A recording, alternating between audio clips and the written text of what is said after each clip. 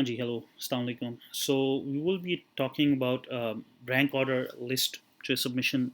I think according to the time right now, there are a lot of people who have already interviewed and they're looking how to proceed with all this. So I thought कि एक छोटी सी video इस पे भी डाल देते हैं.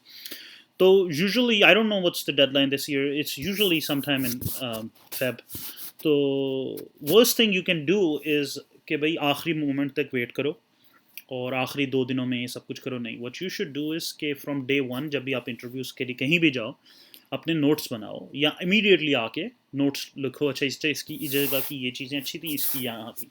और साथ साथ जैसे जैसे इंटरव्यू होते जाएं एक सेपरेट एक्सेल शीट में या वर्ड डॉक्यूमेंट में अपनी रैंक ऑर्डर लिस्ट बनाते जाओ. बहुत लोगों का बहुत मसले हुए हैं कि लास्ट मिनट पे चेंजेस कर रहे हैं, एकदम से वो सर्टिफाई नहीं हुई या ये वो. And I have seen people lose a residency spot because of that. So don't take it very lightly. You need to certify your list at least a day before करके आराम से बैठ जाओ ताकि जो आपकी लिस्ट है वो सर्टिफाई हो जाए और आपका मैच लूज ना हो. और रैंकिंग कैसे करनी है? Ranking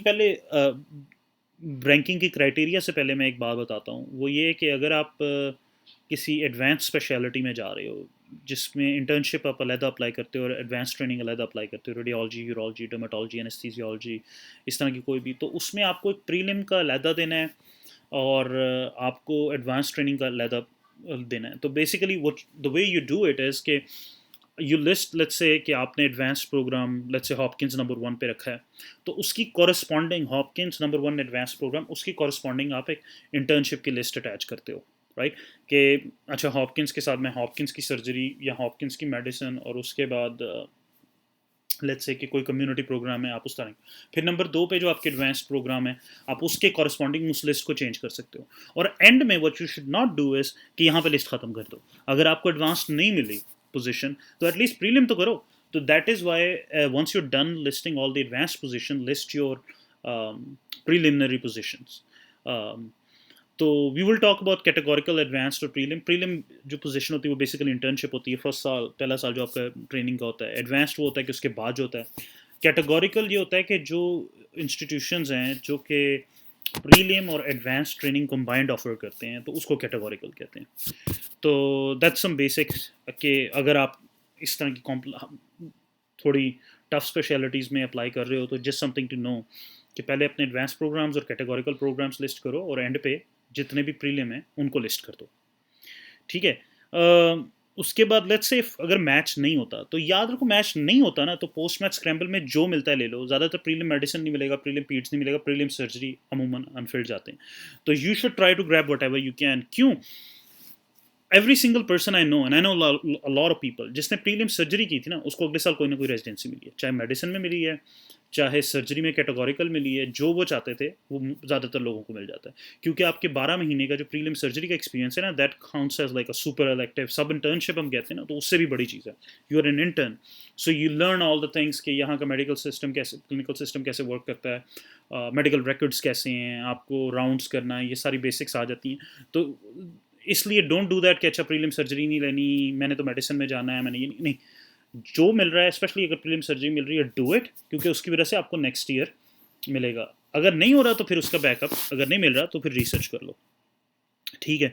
what else? उसके अलावा यही किंग एडवर्ड यूएस वाली फॉर्म में मेरे बहुत सारे दोस्तों ने जो क्राइटेरिया रैंकिंग फार्मूला शेयर किया है, तो I am gonna go over that with you and I completely agree with everything that's written in that. तो अब इसमें देर इज हर एक बंदे की ना अपनी सिचुएशन डिफरेंट होती है, राइट? किसी के लिए पैसे बहुत इंपॉर्टेंट है, किसी के लिए वीज़ा बहुत इंपॉर्टेंट है, किसी के लिए ट्रेनिंग बहुत इंपॉर्टेंट है. So if blue is my favourite colour it doesn't have to be your favourite colour. तो आपकी सिचुएशन डिफरेंट है, तो यू नीड टू पिक कि भाई आपके लिए कौन से फैक्टर ज़्यादा इंपॉर्टेंट है. मैं पहले चंद एक फैक्टर से शुरू करता हूँ. तो नंबर 1 फैक्टर जो है वो बहुत से लोगों के लिए वीज़ा होता है. मसला ये है कि अगर आप J1 वीज़े पे अपनी ट्रेनिंग ले लेते हो ना, तो आपकी जब तक रेजिडेंसी ना हो जाए, फेलोशिप ना हो जाए, आप हमेशा J1 पे होते हो और आप कभी ग्रीन कार्ड नहीं ले सकते. उसको कन्वर्ट करके इमिग्रेशन नहीं हो सकती आपकी. उसके लिए या तो आपको वेवर करना पड़ता है, किसी हार्डशिप वाले रूरल एरिया में जाके 2-3 साल काम करो, वो आपको ग्रीन कार्ड स्पॉन्सर करें. एक तो ये ऑप्शन है.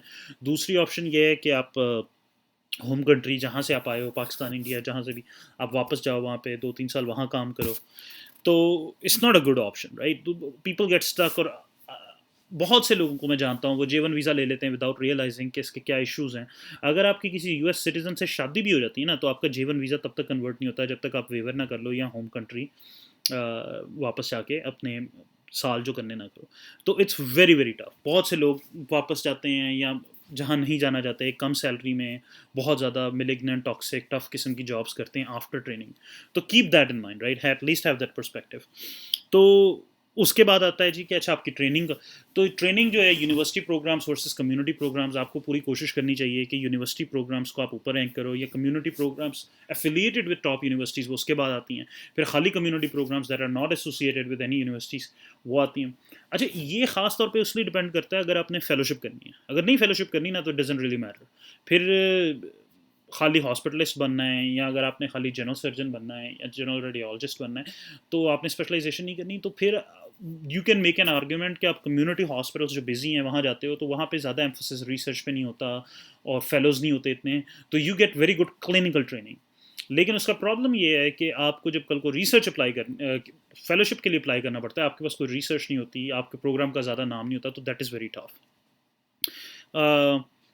सो अब आपको मैंने बताया कि यूनिवर्सिटी प्रोग्राम्स, फिर community programs affiliated with university, and then at the end community programmes.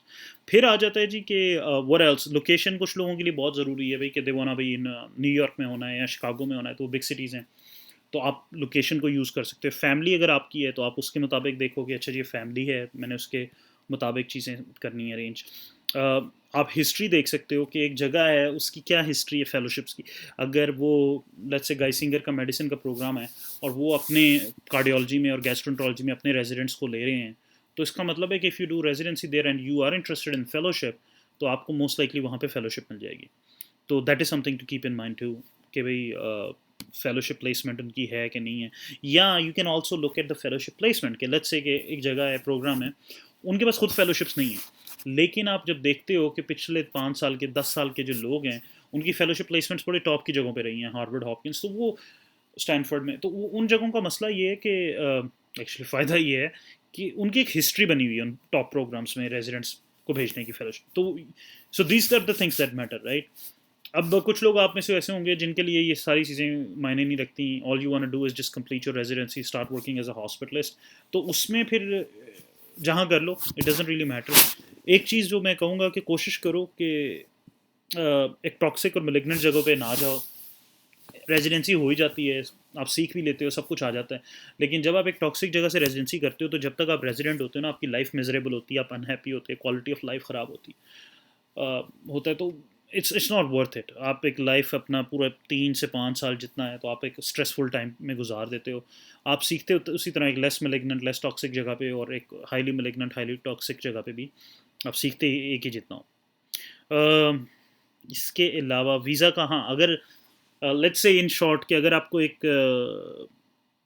जगह है, एक यूनिवर्सिटी प्रोग्राम H1 दे रहा है विच इज़ हाईली अनलाइकली, तो आप उसको लो, right, it's best of both worlds, और एक अच्छी जगह पे है। एक और मसला आ जाता है कि अगर आपको यूनिवर्सिटी प्रोग्राम J1 दे रहा है और कम्युनिटी प्रोग्राम H1 दे रहा है, तो यहाँ पे आप पे डिपेंड करता है आपके लिए क्या ज़रूरी है, कि आपने कल को फेलोशिप करनी है, आपको एक यूनिवर्सिटी प्रोग्राम की ट्रेनिंग चाहिए, या आपके लिए ये ज़रूरी है कि कल को आपको वीज़ा हर्डल्स ना हो, आप फ़ौरन ग्रीन कार्ड ले लो, या आपके ऊपर, I can tell you what to do, but you have to decide what's your preference. Area जो है, ज़्यादातर अमेरिका में जो बड़े शहर हैं ना, जितने भी, ज़्यादातर most of them, New York, new Jersey, Chicago, Baltimore, वो दे आर प्रीटी एक्सपेंसिव। तो अगर आप एक छोटे शहर में रेजिडेंसी करते हो, तो वहाँ पे आपको बहुत पर्क्स मिलेंगे कि भाई कॉस्ट ऑफ लिविंग कम है, आपके पास पैसे बच जाएंगे, ज़्यादा बहुत ज़्यादा खर्चा नहीं होगा, तो that is something to keep in mind. I will talk about finances later, लेकिन roughly you can expect to get paid anywhere between 2,300 to $3,000 tax cut कटा के इन ड्यूरिंग रेजिडेंसी। और अगर आप लेट्स से मैनहट्टन में हो, तो आपको 1,500 का एक स्टूडियो मिल रहा है, एक बेडरूम का अपार्टमेंट 2,000 तक मिल रहा है, तो बचता गया पीछे, राइट। तो लेकिन एज़ कम्पेयर टू अगर एक रूरल जगह पे हो, तो वहाँ पे ऐसी जगह हैं, ओक्लाहोमा में है, सेंट्रल पेंसिल्वेनिया में है, जहाँ पे 500-600 का अपार्टमेंट मिल रहा है आपको, फर्स्ट क्लास 2 बेडरूम 3 बेडरूम का घर मिल रहे हैं। तो अगर आपकी फैमिलीज़ हैं, तो that might be something that is higher on your priority list. चलें, मैं I think I gave you pretty much all the things, visa, location, uh, university program, community program toxic है कि नहीं है, अगर आपके फ्रेंड्स हैं वहाँ पे तो that's you have good social support system, अगर आपके रिलेटिव्स फैमिली है तो that is a good social support system. तो I think that's pretty much it. If there is anything else, please feel free to ask a question in the comments, or I will try to reply to it. Okay? So I hope it helps. We'll do more videos. If you guys have an idea for another video, I'm more than happy to do another video. Chalo, okay. Good luck. Never give up. Never lose hope. Bye.